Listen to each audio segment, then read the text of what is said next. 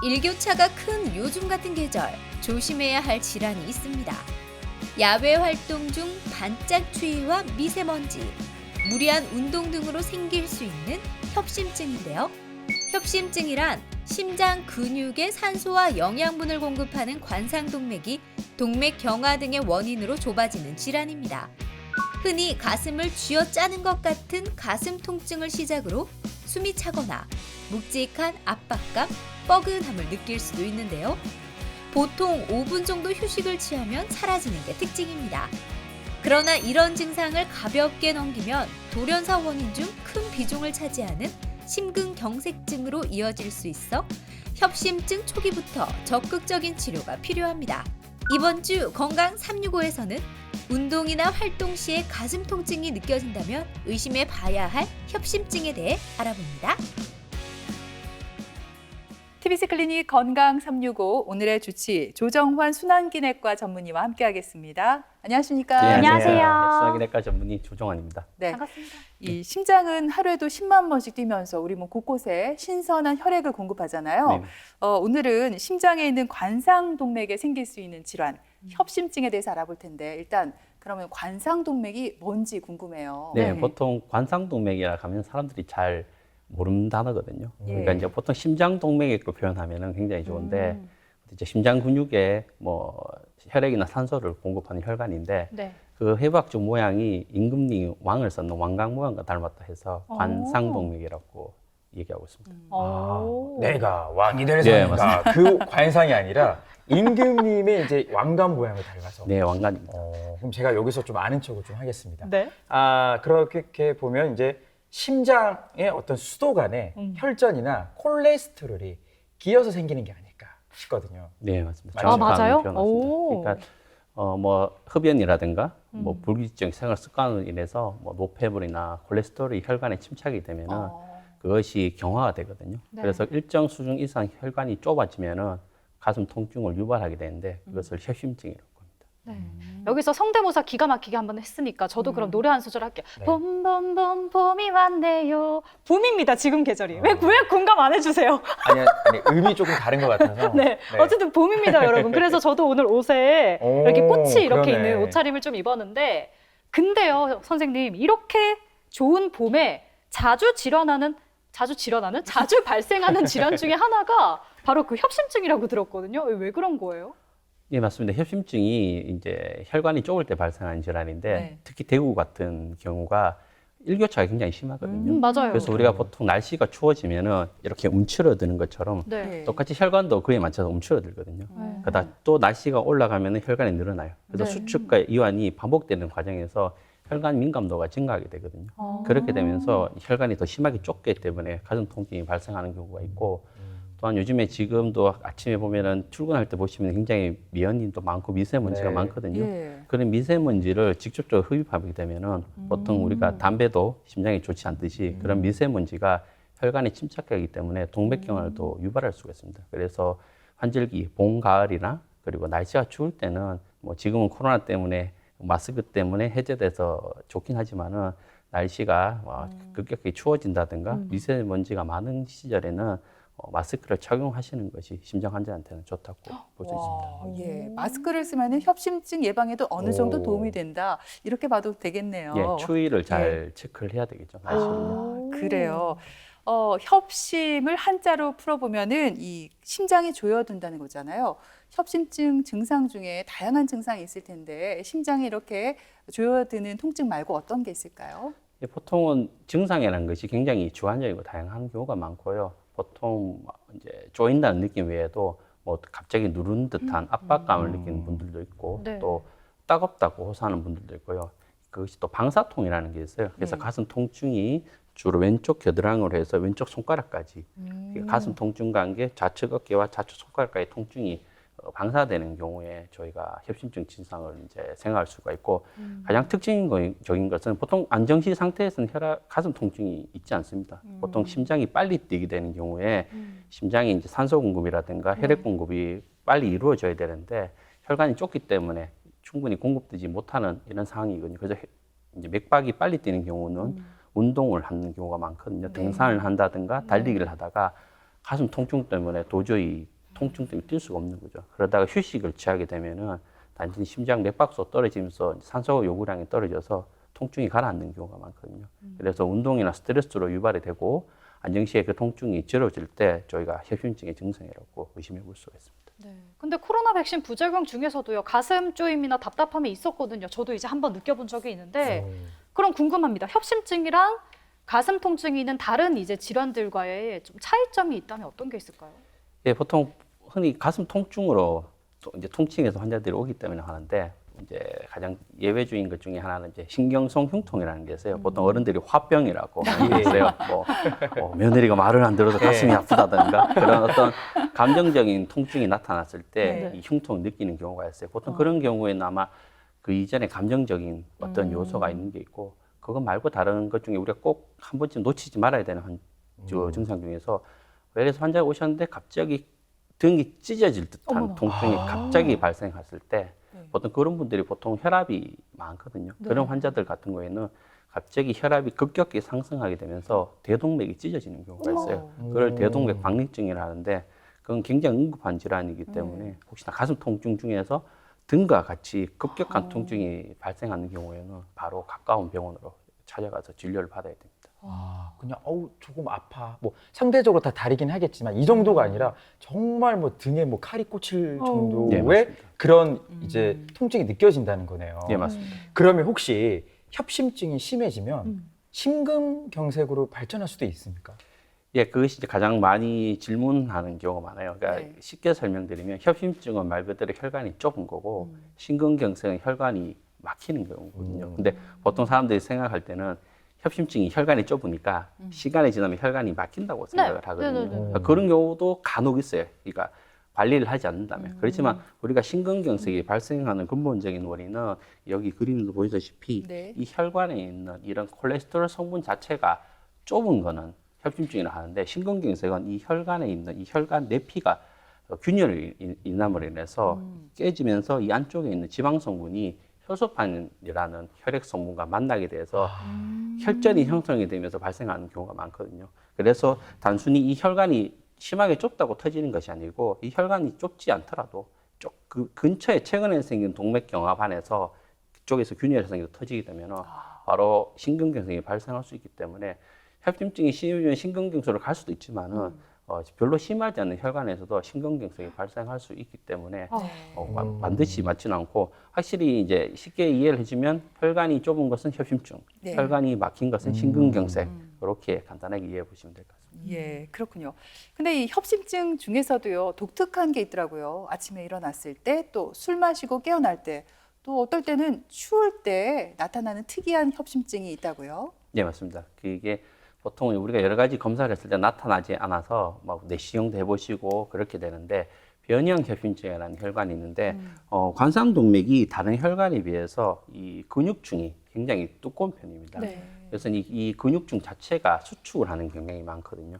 근데 이 수축하는 그 요인이 스트레스일 수도 있고 앞서 제가 설명드렸지만은 차가운 날씨라든가 흡연이라든가 그리고 음주 같은 경우에 통증이 유발되는데 바로 나타나지는 않고요. 보통 전날에 과음을 한다든가 했을 때 새벽경에 가슴 통증이 발생하는 경우가 많습니다. 그럴 때 변형 협심증이라고 아까 앞서 제가 말씀드렸던 뭐 안정형 협심증 같은 경우에는 운동으로 인해서 이 증상이 유발되지만은 변형 협심증은 운동으로 인해서 증상이 유발되지는 않습니다. 그런 차이로 인해서 보통 환자분들이 그 전에 주로 음주가 많은 것 같아요. 음주한 이후에 새벽에 가슴 통증이 왔는데 내시 소화기 내과를 갔었는데 검사에서 특별한 게 없었을 때 저희 쪽으로 찾아오시면은 변형 협심증 검사를 할 수 있습니다. 네. 근데 아까 새벽에 가슴 통증 있다 얘기하셨는데 이게 역류성 식도염 증상이랑 좀 비슷하잖아요. 제가 한때 좀 먹을 거 왕창 먹을 때 가슴 통증 몇 번 있었거든요. 이걸 어떻게 좀 구분할 수 있을까요? 변이형 협심증이랑 역류성 식도염? 어떤 역류성 협심증 같은 경우에는 이제 burn이라는 단어를 많이 쓰거든요. 그러니까 타 들어간다는 느낌이 강해요. BURN. 예, BURN 탄다. 그래서 보통 느낌이 뭔가 가슴이 타 들어간다는 느낌이 있고요. 보통은 식사하고 나서 보통 한 30분에서 2시간 이내에 증상이 발생하고 보통 음식 같은 것은 뭐 이제 기름이 많은 음식을 드신다든가 밀가루 성분 같은 거를 드시면은 네. 이 식도 관력이 약해지거든요. 예. 그로 인해서 역류되기 때문에 변형 협심증은 말 그대로 음주하고 관련이 있지만은 또 이제 역류성 식도염 같은 경우에는 음식과 관련성이 있어요. 그렇지만 네. 이것이 10분 이상 지속되지는 않습니다. 음. 그렇기 때문에 그러한 그 전에 음식 이런 걸로 해서 구분할 수 있다고.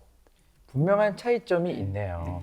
근데 사실 또 심장 질환이 조기 진단이 너무 중요해요. 맞아요. 생명과 직결이 돼 있으니까. 네. 제가 건강 365에 출연한 지 한 10년 정도 됐거든요. 진짜요? 네, 제가 이제 딱 느낌이 있어요. 이 짬에서 나오는. 분명히 협심증 진단을 위해서는 병원에 가면 흉부 이제 CT를 찍을 거고, 그 중에서도 여러분 그거 알고 계세요? 뭐요? 심장 혈관만 따로 본 CT가 있습니다. 진짜요? 네, 있습니다. 맞죠? 네, 있어요. 오. 자세하게는 몰라요, 제가. 거기까지만. 심장 CT 들어본 것 네. 같아요. 예, 맞습니다. 보통은 저희가 그 협심증을 진단할 때는 운동부하 검사를 하게 됩니다. 그래서 이제 그 심전도라는 것을 가슴에 부착시켜 놓고 그 러닝머신에서 이렇게 달리게 돼요. 근데 이것이 원래는 2차 세계대전에서 그 포로들 고문할 때 썼던 검사거든요. 네. 계속 달리게 하는 거예요. 어머. 근데 이제 그렇게 해서 이제 가슴 통증이 발생하게 되면은 이제 심전도도 변화가 되고 그러면서 진단하는데 최근에는 어른들이 연세가 굉장히 많으시거든요. 그래서 뭐 관절염도 많고 허리도 아프기 때문에 운동을 할 수가 없어요. 그런 경우에 안전하게 누워서 촬영할 수 있는 검사인데 다만 이제 일반적인 흉부 CT랑은 다른 점이 심장 혈관을 CT를 찍어야 되기 때문에 예. 조영제라는 물감을 주입을 한 다음에 촬영을 해야 되는데 이 조영제가 과민성 반응을 일으키는 분들이 많거든요. 구역 구토도 예. 생기는 분도 있고 갑자기 뭐 얼굴이 화끈거리는 분도 있어서 촬영하기 전에 보통 금식을 해야 되고요. CT 자체가 가지고 있는 명점 중에 한 개는 검사가 굉장히 좋은 검사이긴 하지만은 굉장히 예민한 검사거든요. 그러니까 혈관이 별로 심하지 않은데도 굉장히 심하게 보이는 경우도 있고 혈관에 칼슘 같은 것이 침착됐을 경우에 CT 촬영을 하면은 번짐 현상이 발생하거든요. 그래서 정확하게 협착 자체를 정확하게 진단하기는 어렵습니다. 그렇지만은 운동하기 어려운 이런 고령의 환자의 경우에 빠르게 손쉽게 촬영할 수 있는 장점이 있습니다. 네. 심전도 검사를 잠깐 얘기해 주셨는데 심장 질환이 있으면은 이 심전도 검사는 좀 필수로 꼭 해야 되는 건가요? 네, 맞습니다. 그 저희가 가슴 통증으로 환자들이 오시기 때문에 네. 가슴 통증이 이제 심장 전문의가 봤을 때 무조건 협심증으로 생각하지는 않거든요. 다양한 질환이 많기 때문에 보통 심전도는 심장혈관, 심장 검사에서 가장 기본적인 검사고 아까 말씀드리는 협심증이나 심근경색 이외에도 부정맥이라는 게 있어요. 심장이 불규칙적으로 뛰는 것을 네. 부정맥이라고 하거든요. 이것도 가슴 통증을 호소하는 분들이 많기 때문에 그런 질환들을 구분하기 위해서 저희가 이제 심전도 검사를 시행하게 됩니다. 네, 그래요. 협심증 환자들은 대부분 스텐트 시술을 받는다고 들었어요. 우리가 말로는 스텐트 이렇게 많이들 들었습니다만 스텐트가 어떤 건지 또 이게 어떤 원리로 해서 증상을 개선시키는지 궁금하거든요. 네. 네, 저희가 관상동맥 중재 시술이라고 표현하거든요. 보통은 예전에 이 시술이 불과 한 30년밖에 되지는 않았어요, 역사가요. 그 이전에는 보통 수술적 방법으로 그냥 가슴을 열어서 네. 그 막혀 있거나 좁아 있는 혈관을 직접 외과 선생님이 이렇게 바늘로 집어서 연결하는 방법인데 중재 시술은 혈관 안을 치료하는 자체예요. 그러니까 바깥에서 특별히 개용을 하진 않고 혈관 자체에 천장을 한 상태에서 혈관 안으로 이제 저희가 우선 풍선을 집어넣게 되거든요. 그래서 이 좁아진 부위에 풍선을 집어넣은 다음에 바깥에서 물을 주입하면 풍선이 이렇게 확장이 돼요. 그러면 그래서 이 좁아진 혈관 부분을 제거하는 게 아니고 이 부분을 골고루 펴 바른다고 보시면 되거든요. 골고루 펴 바른 다음에 똑같은 재질인데 이 풍선 안에 이렇게 스텐트라는 것이 이렇게 감싸져 있거든요. 이것이 풍선을 확장을 하게 되면 스텐트가 이렇게 펴지게 돼요. 그러고 나서 풍선하고 안에 있는 물질을 제거하면 스텐트가 그만큼 그대로 남아 있거든요. 그것이 이제 재질이 철망으로 되어 있어요. 그래서 이제 금속 철망으로 된 파이프라고 생각해요. 근데 스텐트도 결국에는 금속 재질이잖아요. 그쵸. 그러면 공황 검색대에서 삐- 걸리지 않을까? 네, 맞습니다. 삐삐삐. 진짜요? 왜냐하면 아닙니다. 제 주변에 그 인공관절술을 받았는데 뭐 공황 검색대에서 이제 뭐 걸렸다 이런 분이 계셨거든요. 어머나. 네, 맞습니다. 그래서 그런 우려를 하시는 분들이 많으신데 우선 스텐트가 크기가 굉장히 작습니다. 네. 가장 작은 게 직경이 2.5mm고요. 우와, 진짜 가장 큰 작네요? 스텐트가 4mm예요. 그래서 공황 검색 때 그렇게 할 정도로 예명해요. 네. 아마 네. 꼭 아셔야 되는 거는 저희가 이제 심장 박동기를 삽입한 분들이 많으시거든요. 네. 근데 심장 박동기는 이제 검색대에서 확인이 되고 오. 또 지금은 아닌데 예전 박동기 같은 경우에는 이 통과할 때 이 전자기파가 그 박동기 자체에 오작동을 유발할 수 있기 때문에 지금은 그렇진 않지만은 만일을 대비해서 저희가 박동기를 넣은 환자들 같은 경우에는 이런 카드를 드리게 돼요. 그래서 검색대 통과하기 전에 이제 내가 박동기를 삽입했다는 것을 그 담당 그 관련자한테 보여주면은 조치를 취할 수 있다고. 네. 지금 이제 공항 검색대 얘기를 해주셨는데 그럼 저는 이거 여쭤볼게요. 그 MRI 같은 경우에 MRI 작동 과정에서 강력한 그 자기장이 생겨가지고 그래가지고 제가 이거 MRI 잘은 모르는데 그 병원에서 환자 몸에 금속성 물질인지 엄격하게 확인한다고 들었거든요. 아까 뭐 몇 미리 안 된다고 얘기는 하셨지만 괜찮은가요? 스텐트 시술 후에 MRI 찍어도 돼요? 네, 그 질문을 많이 하세요. 예리한 네. 질문이시고 그 이제 보통은 그 자기장이 일으키는 게 보통 철이거든요. 철쇠. 네. 쇠인데 심장 스텐트는 쇠를 사용하지는 않고 코발트 재질을 사용하게 되거든요.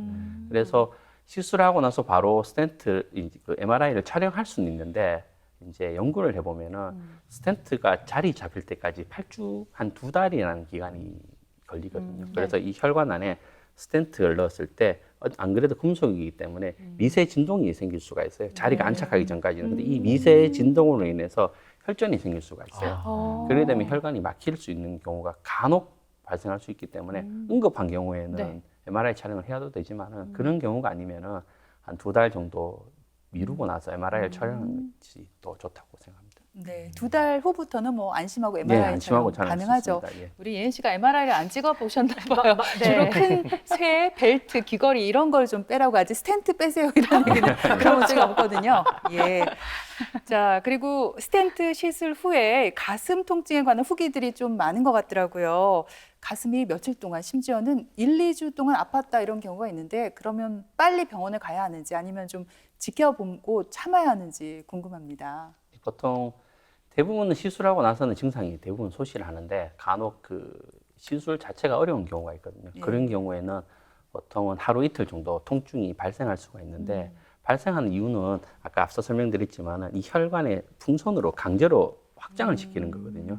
근데 혈관을 확장시킬 때 통증을 느끼게 됩니다. 그래서 그런 통증 때문에 느낄 수도 있고 그리고 우리가 아까 말씀드렸지만은 이 동맥경화반을 골고루 펴 바르는 거거든요.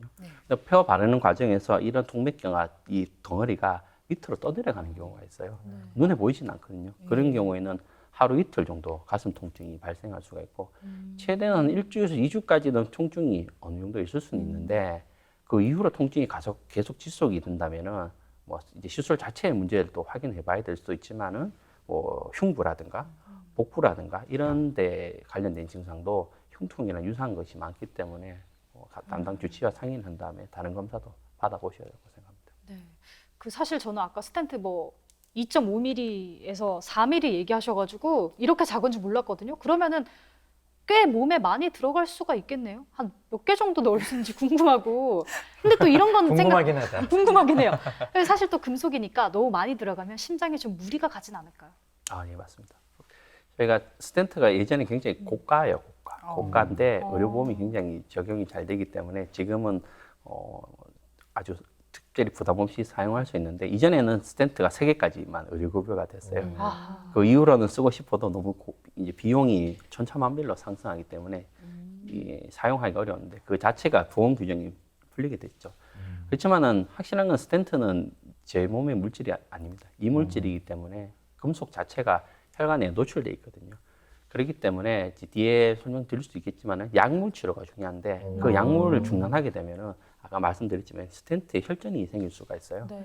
그래서 스텐트를 많이 넣으면 넣을수록 이물질이 혈관이 많기 때문에 굉장히 관리하기가 좋지 않거든요. 그래서 가급적이면 꼭 필요한 곳이 아닌 경우에는 스텐트 삽입술 자체는 권하지 않습니다. 아, 그러면 저희가 생각하는 일반적인 치료는 아니고 안 될 때 마지막 이제 수단으로 이제 스텐트 시술을 하는 거네요.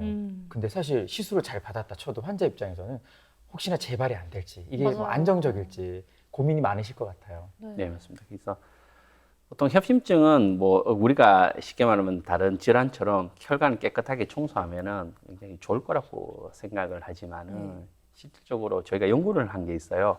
그러니까 협심증 환자를 대상으로 약물 치료한 사람과 스텐트 시술한 사람을 비교를 한 연구가 있었어요. 네. 연구를 했는데 그러니까 저희가 궁극적으로는 오래 사는 것을 궁극적으로 보겠죠. 근데 두 분 간의 연구 결과에서 수명의 차이가 없다고 나오는 거예요. 허호. 그래서 그러면은 스텐트를 왜 해야 될까 이런 게 의문이 좀 들었는데 그렇지만은 증상적인 측면에서 봤을 때 약물 치료한 것보다는 스텐트 시술한 분들이 내 생활 질이 높아지는 거예요. 운동할 때라든가 활동을 할 때 통증이 덜하기 때문에 그래서 스텐트를 뭐 보다는 약물 치료를 하게 되고요. 아까 말씀하셨지만 스텐트 재발률은 보통은 그 3% 정도 된다고 보시면 되거든요. 예전에는 스텐트가 많이 좋지 않았어요. 네. 그렇지만 최근에는 워낙 스텐트가 좋아서 한 3% 이내이기 때문에 시술한 이후에 생활 관리와 약물 치료만 잘하게 된다면 재발률에 대해서는 크게 걱정 안 하셔도 됩니다. 네. 재발률이 3% 정도라고 하니까 굉장히 낮네요. 그럼 시술이 잘 됐어요. 그러면 이제 환자에게 중요한 거는 건강 관리일 텐데 좀 생활 습관 중에서 어떤 거를 신경을 쓰면 좋을까요? 네, 생활 습관 중에서는 가장 중요한 것은 아무래도 뭐 운동요법하고 음식 네. 있죠. 그 전에 보통은 뭐 흡연 만약에 환자가 이제 흡연을 한다면은 흡연이 실은 아까 말씀드린 3%지만은 흡연한 분들이 굉장히 재발을 잘 하시거든요.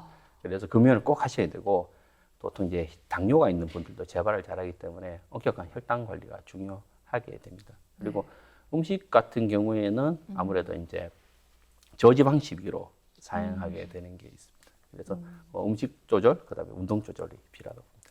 이 동맥 관련 질환과 관련해서는 우리가 식단 조절이 참 중요하다고 합니다. 특히 콜레스테롤 수치 중요하잖아요. 우리가 지방을 섭취할 때 어떻게 먹으면 좋을까요? 예, 보통 우리가 지방 섭취를 할 때는 딱 실온 상태에서 이것이 고체인지 액체인지 보시면 되거든요.